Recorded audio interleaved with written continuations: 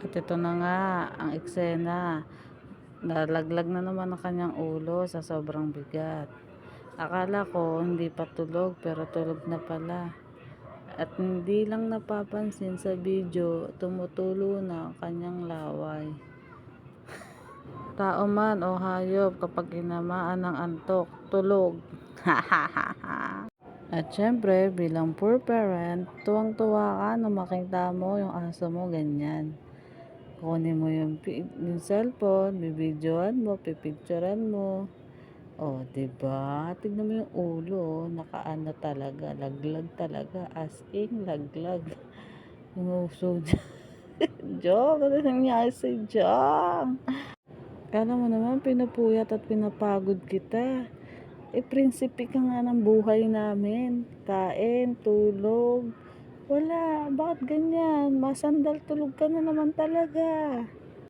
Baka mamaya, mabantay bata pa ako. 1, 2, 3 sa'yo dyan. Naku, Jong, gising na. Matutulog na tayo. Wala lang, ang saya lang makita yung aso mong ganyan. Alaga mo. Hi, Jong. I love you, baby ko. Baby ko. Ayun na. Hello, good morning. Gising na ang baby ko. Ayan na nga. Tinimas-imas ko dyan ang baby ko. Ay, grabe. No? Sana nakakapagsalita na lang sila para sabihin sa akin na, hoy, ano ba naman yan? Natutulog yung tao, video ka ng video. Ay, hindi pala siya tao. Natutulog ako dahil grabe ka talaga, no? Pagkakakitaan mo pa ako eh. No? Kala mo eh, no?